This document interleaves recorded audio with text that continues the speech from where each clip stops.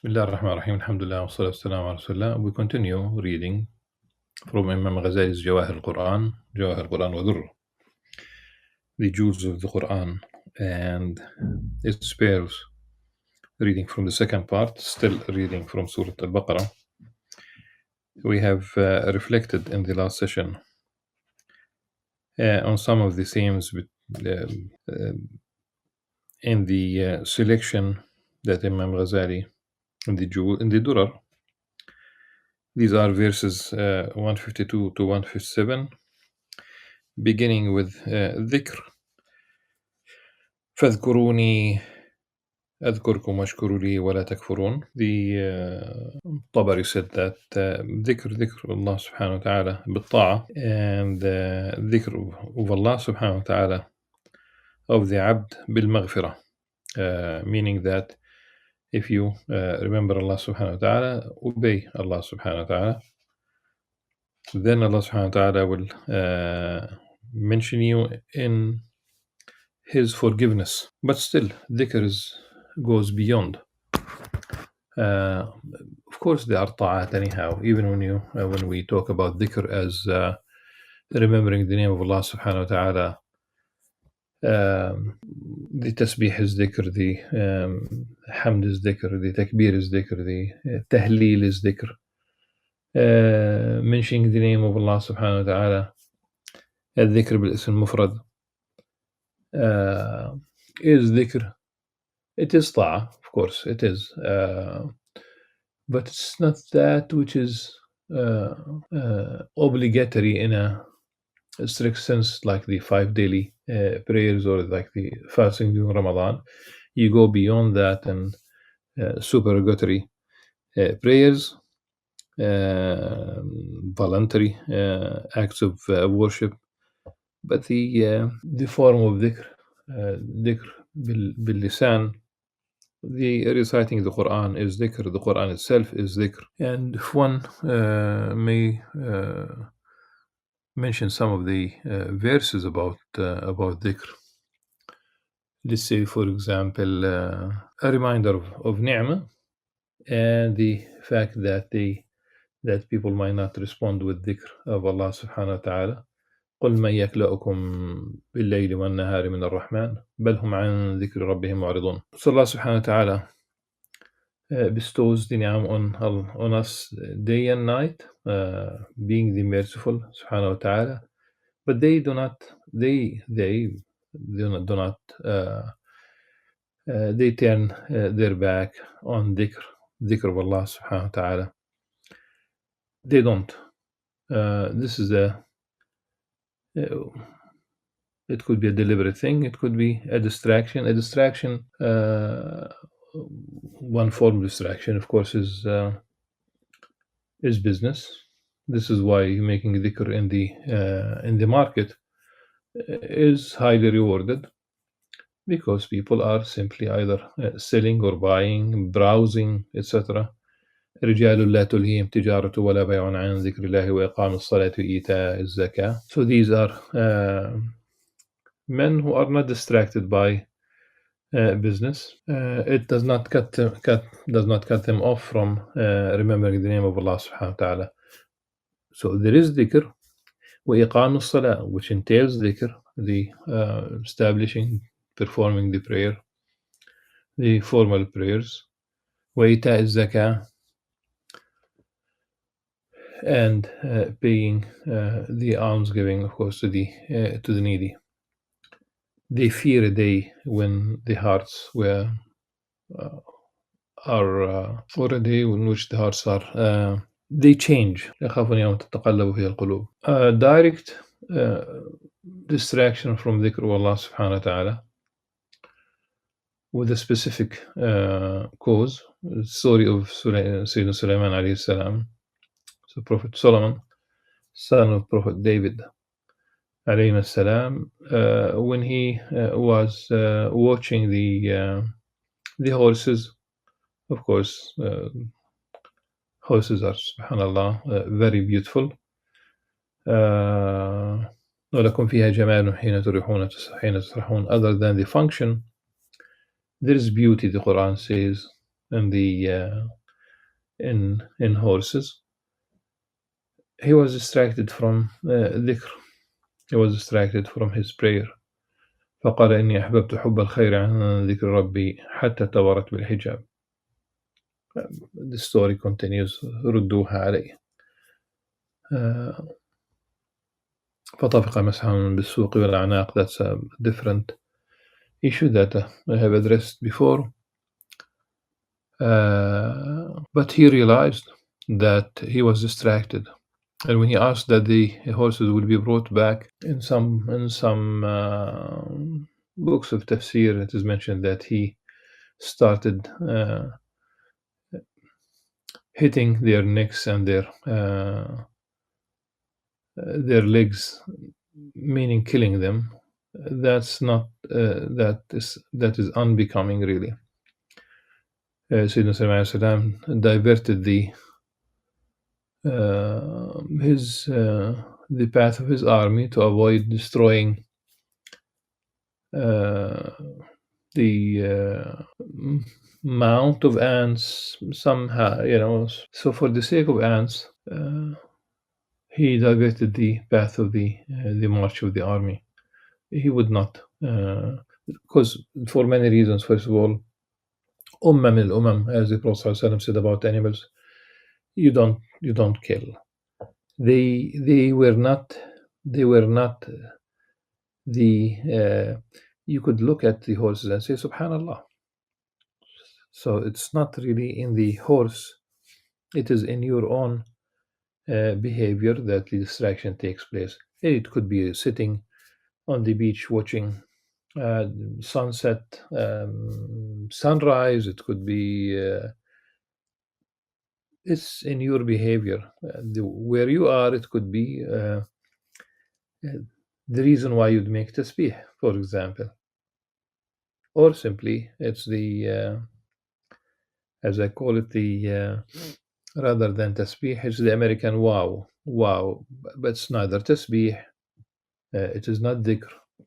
It's simply being astonished. And also, it's rizq and it's mal. You don't do that to your own sustenance, to your own property. You don't destroy it.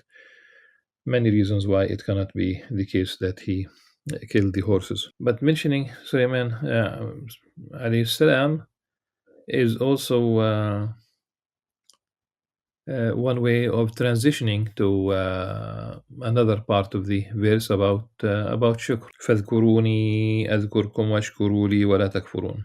So we have dhikr and we have shukr. And when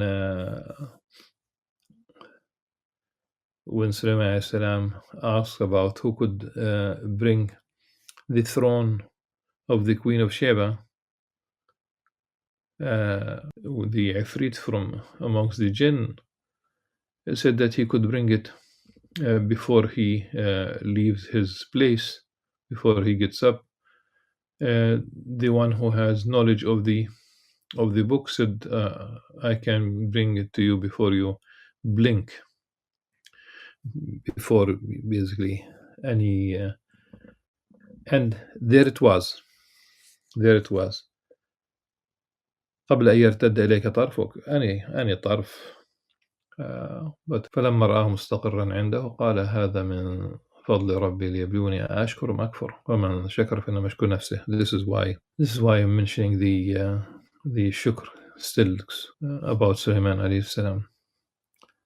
This is from the bounty. This is from the it's divine providence. It's divine gift, grace. When he saw the throne right next to him, that was also a test from Allah subhanahu wa ta'ala whether he will be thankful or he will not. Akfur, simply deny, reject, or simply not being thankful. And those who are thankful, someone thanks Allah subhanahu wa ta'ala, really is doing that for himself, for Allah subhanahu wa ta'ala. It does not need. We do need to be in a state of thankfulness, because we are, it has been mentioned that even we are constantly in the ni'am, نتقلب في نعم الله عز وجل, that we it might be as a metaphor. You see how people dip into a pool or the seashore, or kids even jumping into a container with toys, if you will. Sometimes then we talk about plastic balls landing softly on them, but we are basking, we are really thriving. We have all these ni'am that Allah subhanahu wa ta'ala bestowed on us. Unfortunately, humanity, many political leaders keep waging wars, causing destruction, depicting the other as enemy, vilifying, dehumanizing the other on purpose. It's just like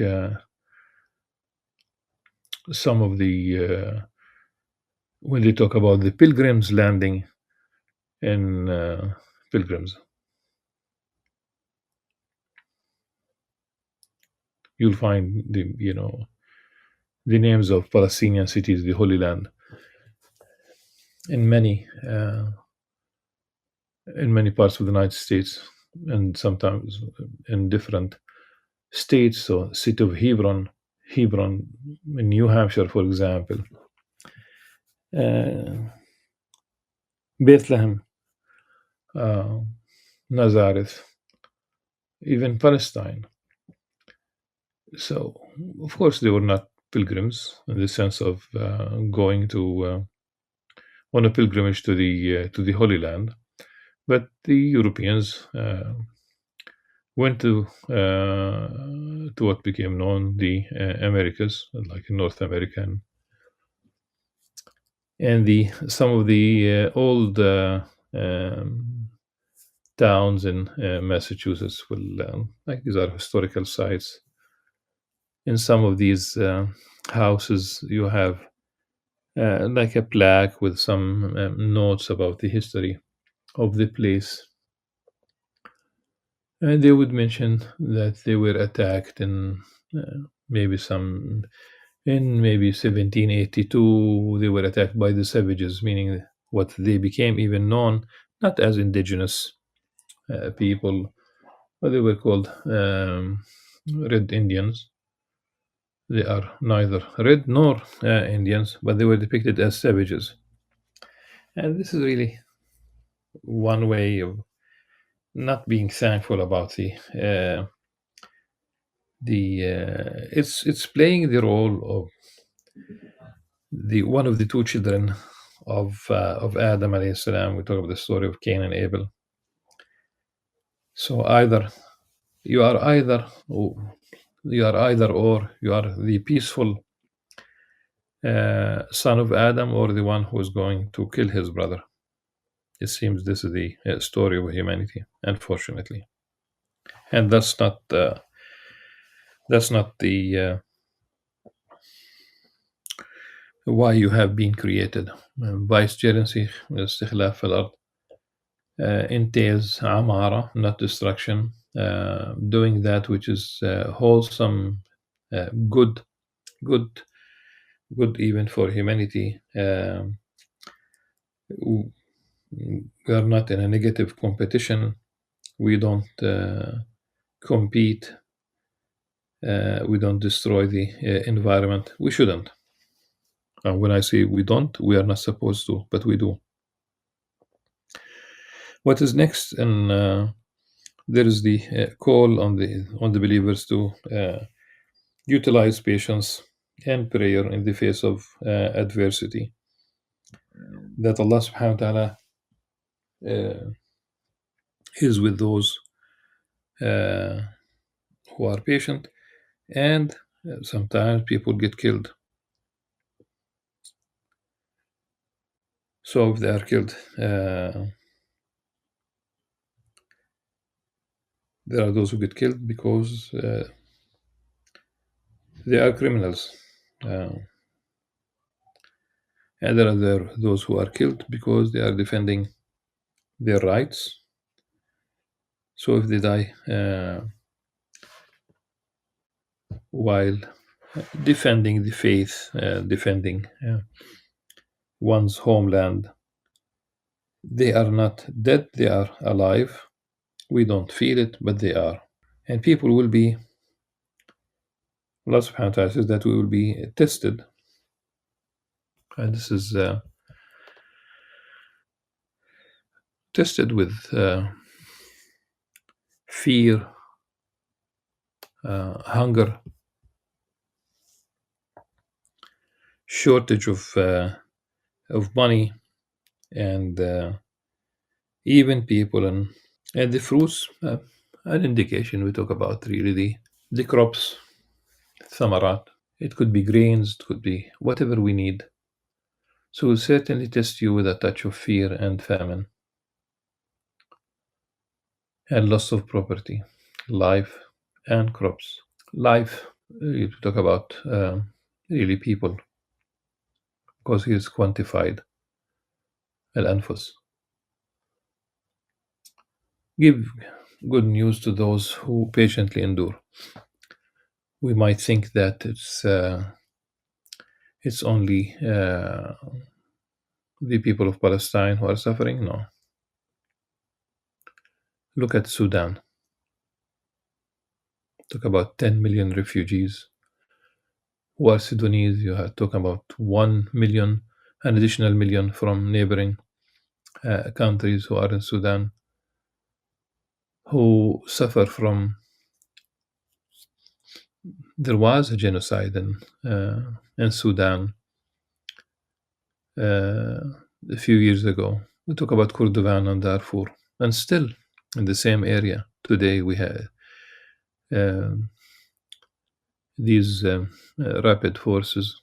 Not that the Sudanese army does not commit violations, but it's the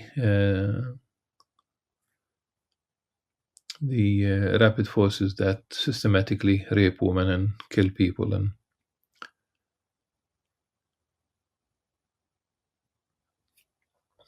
am I my brother's keeper? That's the question. So you might find this. And why our part of the world, out of every, that suffers in this fashion? There are policies, of course.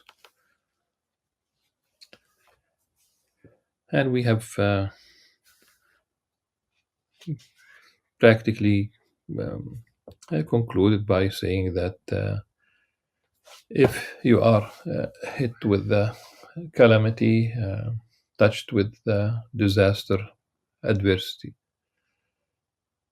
you would say, surely to Allah we belong, and to Him we will all return. إنا لله وإنا إليه راجعون. قالوا إنا لله وإنا إليه راجعون. They are the ones who will receive Allah's blessings and mercy, and it is they who are rightly guided.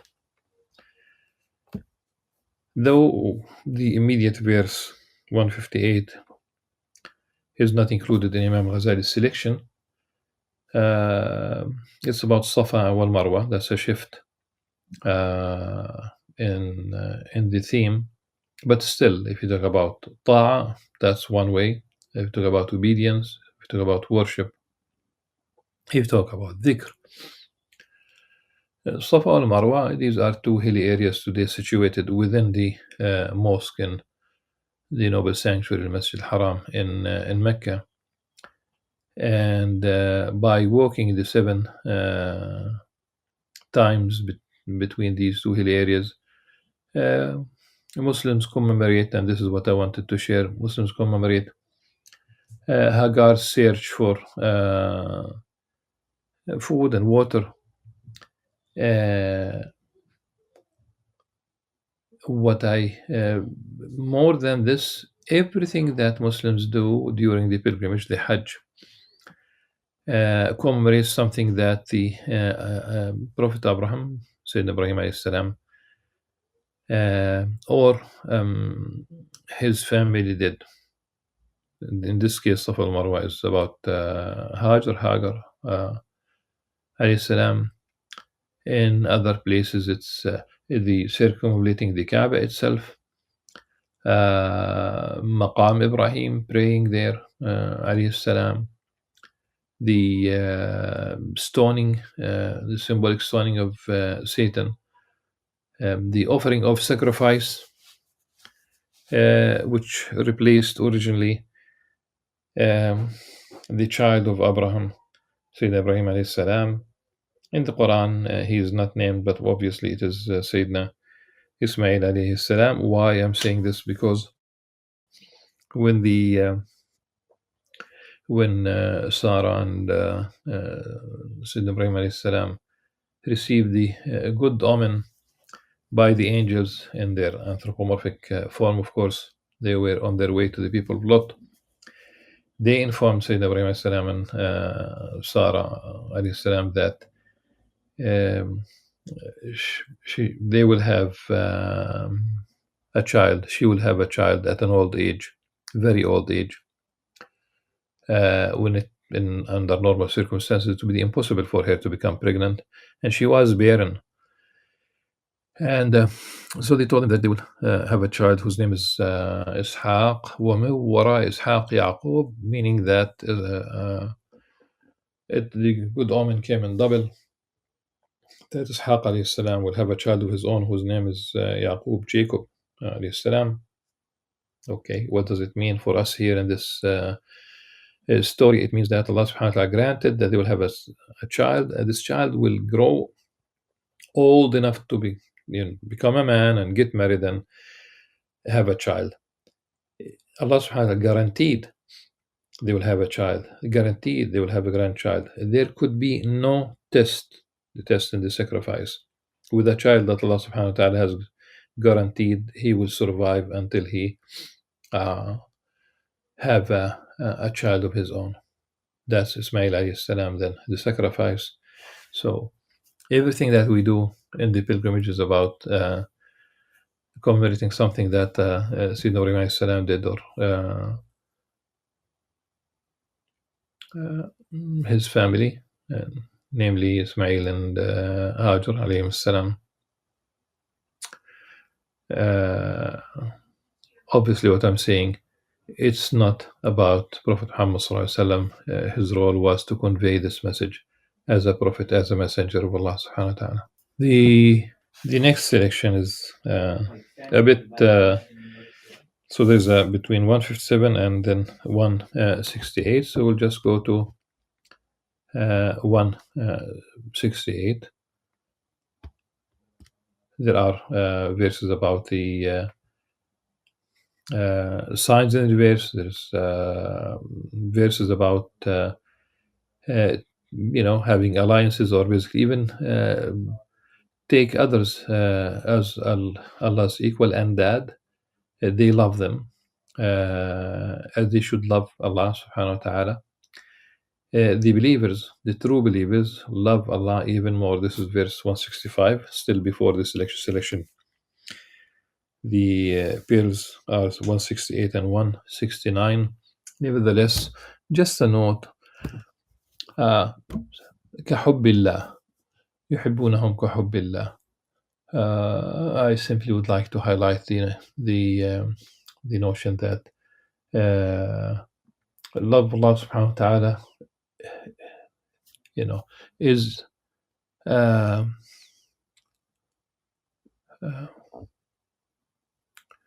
one of the most beautiful themes. Nevertheless, and I know for a fact that in the school curriculum, it is not emphasized enough. At least I talk about Palestine. It's not highlighted enough. I know also from experience, the love of Allah subhanahu wa ta'ala is not highlighted enough in sermons, in the mosque, and lectures, circles of learning. The love thy God, love thy neighbor. We have it really. We have it. Yes, we talk about justice. It's very important when you talk about any healthy society, but spiritually, we need to highlight the love of Allah subhanahu wa ta'ala.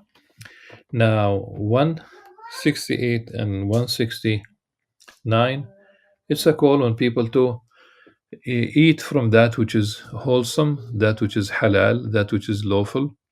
يا أيها الناس كلوا مما في الأرض حلالا طيبا ولا تتبعوا خطوات الشيطان إنه لكم عدو مبين إنما يأمركم بالسوء والفحشاء وأن تقولوا على الله ما لا تعلمون. Do not follow Satan's footsteps. O humanity, يا أيها الناس. Eat from what is lawful and good on the earth, in fact في الأرض, and do not follow Satan's footsteps. He is truly your sworn enemy. I'm going to highlight something. Pork is prohibited for the Jews. Pork is prohibited for the Muslims.